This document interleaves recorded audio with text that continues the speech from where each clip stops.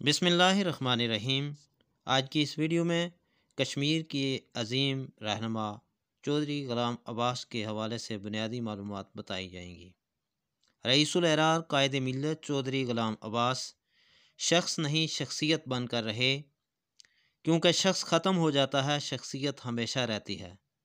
شخصیت کو تاریخ ہمیشہ اپنے دامن میں زندہ رکھتی ہے۔ ایسی ہی ایک شخصیت چودھری غلام عباس 4 فروری 1904 کو جموں کے مستوست گھرانے میں پیدا ہوئے۔ آپ کے والد کا نام چودھری نواب الدین تھا۔ یہ وہ زمانہ تھا کہ ریاست جموں و کشمیر ایک وسیع قید خانہ اور اس کی 80% مسلم اکثریت انتہائی افلاس، ناداری اور مظلومیت کی زیست بسر کر رہی تھی۔ ڈوگرا حکومت کا جبر و استبداد اپنے انتہا پر تھا۔ چودھری غلام عباس نے 1922 میں میٹرک کا امتحان پاس کرنے کے بعد Prince of Wales College Jammu میں داخلہ لیا۔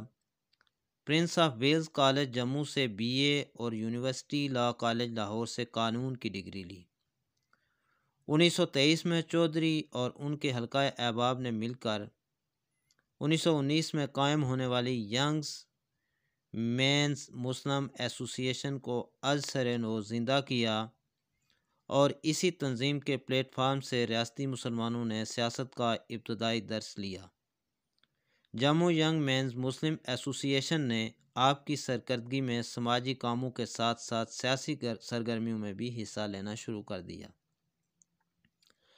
آپ نے صوبہ جموں کے مسلمانوں کو ڈوگرا راج میں ان کی افسوسناک محرومیت اور ہولناک حق تلفیوں کا شدت کے ساتھ احساس دلایا۔ اس طرح علاقے کے مسلمانوں میں وہ سیاسی شعور پیدا کیا جو آگے چل کر تحریک حریت کا موجب بنا۔ چودھری غلام عباس کی قیادت میں ایسوسی ایشن کا دائرہ عمل تمام صوبہ جموں اور پونچھ میں پھیل گیا۔ ان دنوں سیاسی جلسے کرنا تو بڑی بات تھی، محفل مولود اور نعت خوانی کی مجلسوں کے لیے بھی حکومت سے منظوری لینا پڑتی تھی۔ 19 ستمبر 1930 کو جموں میں ایسوسی ایشن کے زیر اہتمام مسجد تالاب کھٹیکا میں ایک جلسہ منعقد کیا گیا۔ ریاست کے ہر لحاظ سے پریشان حال مسلمانوں کا حقوق طلبی کے لیے یہ پہلا جلسہ عام تھا، جس کی صدارت چودھری غلام عباس نے کی۔ 29 اپریل 1931 کو جموں میں امتناع خطبہ عید الاضحیٰ اور 4 جون کو جموں سینٹرل جیل میں توہین قرآن کے واقعات کے نتیجہ میں مسلمانوں کا پیمانہ صبر لبریز ہو گیا۔ 23 جولائی 1931 کو سینٹرل جیل سری نگر کے سامنے ایک ہجوم پر ڈوگرا پولیس نے اندھا دھند گولیاں برسائیں، جس سے 21 مسلمان شہید ہو گئے۔ اس موقع پر جو ریاستی لیڈر گرفتار کیے گئے ان میں بھی پہلے گرفتار ہونے والے چودھری غلام عباس ہی تھے۔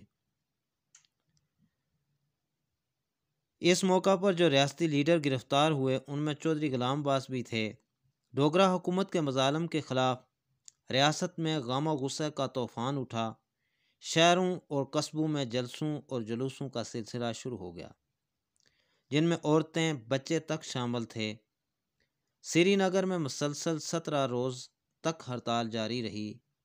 ہندوستان، خاص طور پر پنجاب کے مسلم پریس، مسلمان رہنماؤں، all India Muslim Kashmiri conference, all parties Muslim conference, all India Kashmir committee اور مجلس احرار اسلام کو بروقت تائید و حمایت نے اسے زبردست تقویت پہنچائی کہ مسلم پریس، مسلمان رہنماؤں، آل انڈیا مسلم لیگ، آل انڈیا کشمیر اور اس طرح کی جو دوسری جماعتیں تھیں، انہوں نے مرحوم رہنما کی کوششوں اور تگ و دو سے تحریک حریت کشمیر کو اولین کارواں، جموں ینگز مینز مسلم ایسوسی ایشن اور فتح قدر ریڈنگ روم پارٹی کے نوجوان یکجا ہوئے، اور ان نوجوانوں کی مشترکہ متحد کوششوں سے 1 اکتوبر 1932 میں آل جموں و کشمیر مسلم کانفرنس کا قیام عمل میں آیا۔ آپ نے اولین جنرل سیکرٹری کی حیثیت سے اس قومی تنظیم کو ٹھوس بنیادوں پر منظم کیا۔ اس موقع پر ڈوگرا حکمرانوں نے کشمیر اور جموں کے مسلمانوں میں پھوٹ ڈالنے کے لیے صوبائی تعصب کا جو فتنہ کھڑا کیا تھا، چودھری صاحب نے مومنانہ بصیرت سے کام لے کر اسے ناکام بنا دیا۔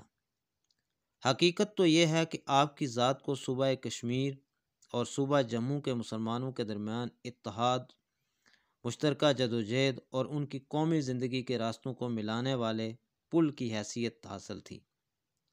کشمیر کے مورخ اور ممتاز سیاستدان آنجہانی پنڈت پریم ناتھ بجاج نے نومبر 1920 میں دہلی میں کہا تھا کہ اگر 1943 میں چودھری غلام عباس کشمیری عوام کی مجاہدانہ اور جرأت مندانہ رہنمائی نہ کرتے تو ریاست قانون ساز اسمبلی کا قیام ہرگز ممکن نہ ہوتا۔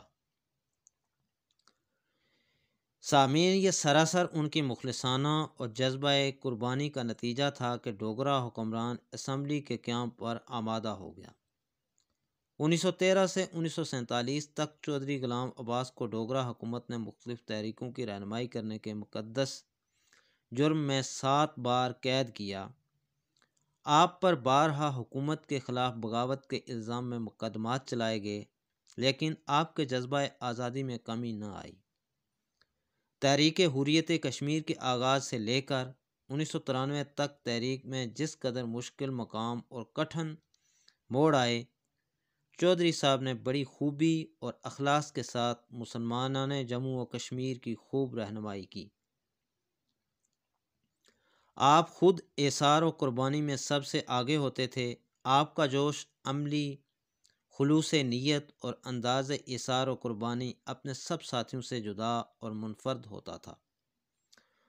1946 میں جب برصغیر میں عظیم سیاسی تغیرات کا وقت آ گیا تو اس سال 27 جولائی کو مسلم کانفرنس نے چودھری غلام عباس کی قیادت میں آزادی کشمیر کی تاریخ ساز قرارداد پاس کی۔ 24 اکتوبر کو حکومت کشمیر نے مسلم کانفرنس کے سالانہ اجلاس کو خلاف قانون قرار دیا تو آپ نے اس حکم کی خلاف ورزی کی اور قید کر لیے گئے۔ مسلم کانفرنس نے 19 جولائی 1947 کو اپنے ایک خاص اجلاس میں آپ کی رہنمائی میں الحاق پاکستان کی تاریخی قرارداد پیش کی۔ مسئلہ کشمیر کا بنیادی فریق بنا لیا۔ تقسیم سے پہلے چودھری غلام عباس کو ریاست جموں و کشمیر میں ڈوگرا حکومت کی چیرہ دستیوں، مخالفین کی غنڈہ گردیوں کے مقابلے میں کشمیری مسلمانوں کا واحد سہارا سمجھا جاتا تھا۔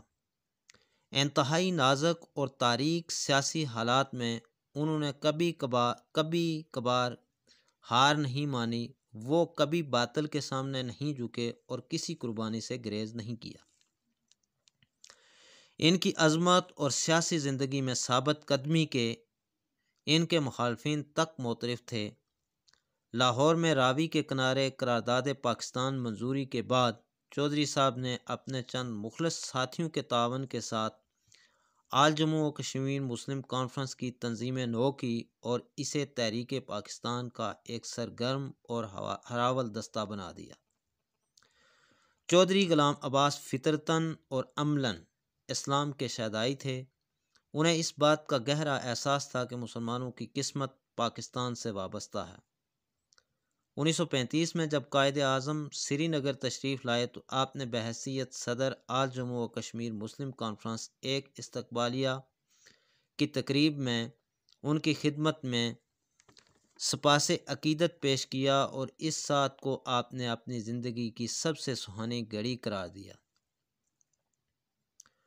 1940 سے 1947 تک چودھری غلام عباس نے ریاست جموں و کشمیر میں تحریک کے قافلہ سالار اور علمبردار کی حیثیت سے ریاست کے پست و بالا اور طول و عرض میں اپنے نظریات کو مقبول و محبوب بنانے کے لیے شب و روز تگ و دو کی۔ آپ نے قائد اعظم کے ایک وفادار ساتھی اور تحریک پاکستان کے ایک انتخاب سپاہی کی حیثیت میں نظریہ پاکستان کی سربلندی کے لیے جو جرأت مندانہ جدوجہد کی، وہ بلا شبہ تاریخ پاکستان کا ایک سنہری ورق ہے۔ چودھری غلام عباس کو بیک وقت اپنوں اور اغیار کا مقابلہ کرنا پڑا۔ آپ نے تمام محاذوں پر اسلامیان جموں و کشمیر کی رہنمائی کرتے ہوئے چومکھی جنگ لڑی۔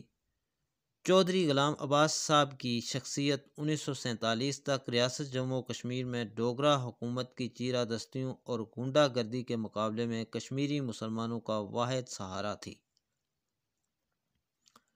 وہ اجتماعی نصب العین اور اعلیٰ و عرفہ مقاصد جن کی خاطر آپ نے اپنی ساری پونجی لٹا دی، آج بھی قوم کے سامنے زندہ و تابندہ ہیں۔ مرحوم کے خیالات و احساسات و جذبات آپ کی طرب اور حوصلہ پوری قوم کی میراث بن گیا ہے۔ چودھری صاحب اس بلند ہمت قافلے کے نقیب اور قافلہ سالار تھے جو ریاست کے بلند و بالا پہاڑوں اور چمن زاروں میں بہار آزادی کی تلاش میں سرگرداں تھا۔ اس راہ میں مرحوم رہنما نے جرأت اور پامردی کے ساتھ ڈوگرا راج کو للکارا اور انتہائی صبر و استقلال کے ساتھ اس راہ میں تمام آلام و مصائب کا مردانہ وار مقابلہ کیا۔ آپ صرف ریاست جموں و کشمیر کے مسلمانوں کے ہی قافلہ سالار نہ تھے، بلکہ ذہنی طور پر آپ ملت اسلامیہ کے ان روشن چراغوں میں سے ایک تھے جن سے ملت اسلامیہ صدیوں تک حریت اور قربانی سے روشنی حاصل کرتی رہی۔ قیام پاکستان کے وقت چودھری صاحب کو تحریک آزادی کشمیر کے سلسلے میں راست اقدام کی رہنمائی کرتے ہوئے ڈوگرا حکومت نے قید کر لیا تھا۔ آپ کے دیرینہ دوست اور ساتھی شیخ محمد عبداللہ بھی قید کاٹ رہے تھے، مگر وہ اپنی میعاد اسیری پوری کیے بغیر رہا ہو گئے اور انہوں نے ڈوگرا مہاراجہ کی سرپرستی میں ریاست کا نظم و نسق بھی سنبھالا۔ اس دوران میں شیخ صاحب نے جموں جیل میں چودھری غلام عباس سے طویل ملاقاتیں کی۔ ان ملاقاتوں میں تحریک حریت کشمیر کے ان دو قافلہ سالاروں نے اپنی فہم و فراست سے ان مبینہ خطرات کو بخوبی بانپ لیا اور جو ان کی المناک نسب قوم کا مقدر بن چکے تھے، ان میں پیش آنے والے خطرات کا اچھی طرح سے احساس ہو چکا تھا۔ شیخ محمد عبداللہ کی یہ رائے تھی کہ چودھری صاحب ان کے ساتھ مل کر ریاست کا نظم و نسق چلائیں اور ان مشکل حالات سے نکلنے کے لیے کوئی مناسب موضوع اور کوئی باوقار راہ تلاش کریں۔ انہوں نے صدق دل کے ساتھ چودھری صاحب کو یہ پیشکش کی تھی کہ وہ حکومت یا جماعت میں سے کسی ایک کی سربراہی سنبھال لیں، لیکن چودھری صاحب نے شیخ صاحب کی یہ پیشکش قبول نہ کی، کیونکہ آپ کو اپنے راستے اور نصب العین کی صداقت پر یقین تھا۔ آپ نے شیخ صاحب سے کہا کہ مجھے یقین ہے کہ ایک نہ ایک دن آپ میرے اختیار کردہ راستے پر چلنے پر مجبور ہوں گے، اور اس وقت ہمارا اشتراک زیادہ حقیقی، ٹھوس اور نیک نیتی پر مبنی ہوگا۔ جب پاکستان قائم ہوا تو اس وقت چودھری صاحب ڈوگرا جیل میں تھے۔ 1 مارچ 1948 کو چودھری صاحب کو جموں جیل سے نکال کر سوچیت گڑھ کے پاس پاکستان کی سرحد پر چھوڑ دیا گیا۔ گویا بقول آپ کے چھٹے اسیر تو بدلا ہوا زمانہ تھا۔ پاکستان آ کر آپ نے اپنی ہرما نصیبی اور تباہ حال قوم کی قیادت پھر اپنے ہاتھ میں لے لی۔ سیالکوٹ پہنچتے ہی آپ نے ایک اخباری بیان میں اہل پاکستان سے مخاطب ہو کر فرمایا، ہم سرزمین کشمیر میں آپ کی جنگ لڑ رہے ہیں، یہ جنگ تمام ملت اسلامیہ کی جنگ ہے، ہم یہ جنگ اس وقت تک جاری رکھیں گے جب تک ہمارا آخری بچہ زندہ ہے، لیکن مجھے اندیشہ ہے کہ آپ کی امداد کے بغیر ہم کشمیر کی حسین و جمیل وادی کو تباہی و غارت گری سے نہیں بچا سکیں گے۔ اپریل 1948 میں آزاد کشمیر کابینہ کی درخواست اور قائد اعظم کی خواہش پر حکومت آزاد کشمیر کے نگران اعلیٰ کا منصب سنبھال لیا، لیکن آپ نے اس حیثیت میں نہ تو کوئی تنخواہ لی اور نہ کوئی مراعات حاصل کی۔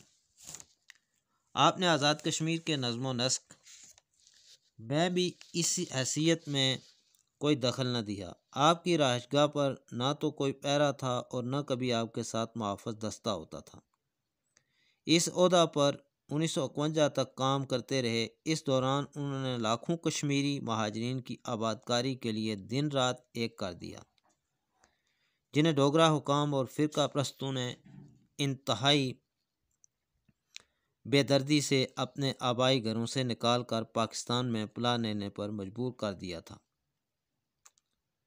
چودھری غلام عباس آزاد کشمیر کے باشندوں اور مہاجرین کشمیر کے مابین اتحاد کی صلاحیت اور علامت تھے، اور وہ ہر طرح کے علاقائی، نسلی اور لسانی تعصبات سے بالاتر تھے۔ جون 1958 میں آپ نے جنگ بندی لائن کے نام نہاد تقدس کو ختم کرنے کے لیے KLM تحریک شروع کی۔ یہ آزادی کشمیر کے لیے جنگ بندی کے بعد پہلی عملی عوامی کوشش تھی۔ آپ اپنے 6000 حامیوں سمیت کئی ماہ تک بند رہے۔ چودھری صاحب ذاتی کردار کے لحاظ سے ایک شریف النفس، ایثار پیشہ اور مخلص انسان تھے، اور ایمانداری، جرأت اور بے باکی اور نصب العین سے خلوص آپ کے نمایاں پہلو تھے۔ آپ کی زندگی، ان کی ذاتی زندگی ایک سچے مسلمان کی زندگی تھی۔ آپ بے پناہ حیرت انگیز قوت ارادی کے مالک تھے۔ آپ بلا شبہ تحریک حریت کشمیر کے جلی عنوان تھے، ایک ایسا عنوان جو ایثار و قربانی، خلوص و دیانت، شفقت و محبت، حوصلہ و جرأت، غیرت و حمیت، دینداری اور پاک بازی اور اسلامی فکر و نظر سے عبارت تھا۔ چودھری غلام عباس 18 دسمبر 1967 کو فوت ہوئے۔ انہیں فیض آباد، راولپنڈی میں دفن کیا گیا۔ ان کی وصیت تھی کہ انہیں پاکستان میں دفن کیا جائے۔